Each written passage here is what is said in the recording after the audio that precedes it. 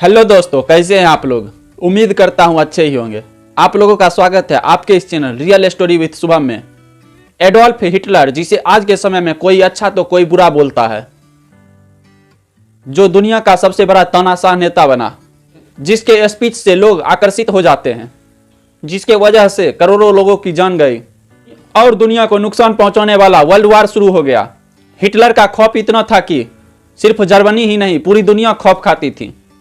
इसी सब वजह से हिटलर ने दुनिया का सबसे बड़ा सेना नाजी सेना बनाकर वर्चस्व कायम रखा। शुरू से जानते हैं इन सभी बातों को। पादरी बनने की चाह रखने वाला कैसे बन गया इतना बड़ा तानाशाह। अगर आप लोगों ने अभी तक लाइक और सब्सक्राइब नहीं किया है तो जल्द से कर दें, जिससे कि आप लोगों के पास और भी नई कहानी आती रहे। चलिए शुरू करते हैं। एडोल्फ हिटलर का जन्म 20 अप्रैल 1989 को ऑस्ट्रिया के ब्राउन एमीन में हुआ। पिता एलोइस हिटलर और माता क्लारा पोल्जल। इनकी मां इनके पिता एलोइस हिटलर की तीसरी पत्नी और हिटलर अपनी मां की चौथी संतान। इनसे पहले इनके 3 भाई बहनों की किसी वजह से मृत्यु हो गई। इनका शुरुआती जीवन बहुत ही गरीबी में बीता।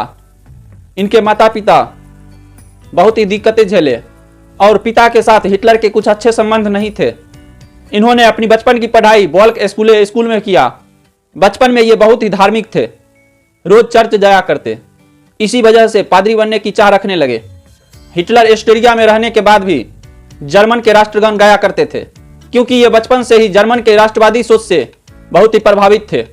1903 में इनके पिता की मृत्यु हो गई और कुछ दिनों बाद इनकी मां की भी मृत्यु हो गई। तब अपना गुजारा चलाने के लिए हिटलर ने लेबर का काम किया और पेंटिंग भी बनाई और पोस्ट कार्ड भी बेचे। यही वह समय था जब हिटलर के अंदर यहूदियों के लिए नफरत पैदा हो गई। 1913 में हिटलर जर्मनी के शहर मुनिक चले गए और 1914 में हिटलर को जर्मन आर्मी में नौकरी लग गई। उसके बाद उन्होंने जर्मन के युद्ध में बहुत ही अच्छा काम किया, जिसमें उन्हें कई अवार्ड्स भी मिले। लेकिन फर्स्ट वर्ल्ड वार में जर्मन आर्मी के सरेंडर से उन्हें बहुत ही दुख हुआ।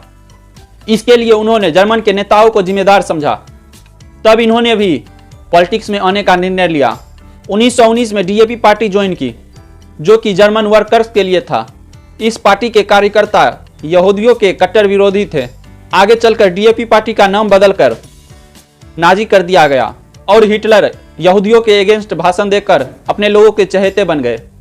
वर्ल्ड वार के बाद जर्मन की आर्थिक स्थिति लड़खड़ाती नजर आ रही थी।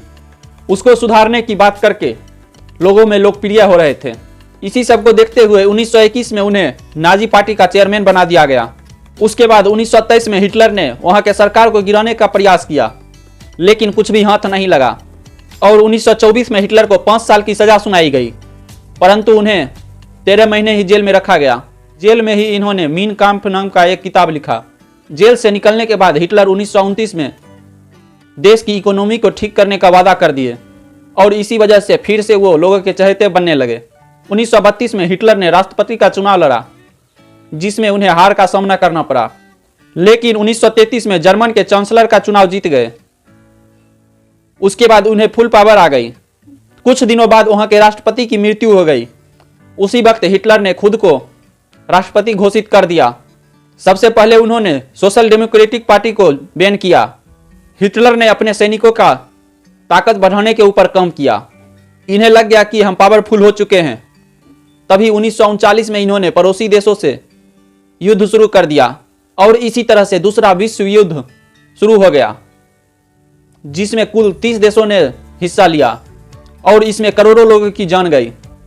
उसके बाद जैसे जैसे दिन बीतता गया, हिटलर के नाजी सेना की ताकत घटती गई। 29 अप्रैल 1945 को हिटलर ने ईवा ब्राउन नाम के लड़की से तीसरी शादी की। शादी के अगले ही दिन हिटलर के पास दूसरी सेना पहुंचने लगी आक्रमण के लिए। तब हिटलर को अपने कमजोर होने को लेकर समझ आने लगा। तभी हिटलर ने गोली मारकर खुद की जान ले ली और हिटलर की आत्महत्या के बाद दूसरा विश्व युद्ध भी खत्म हो गया।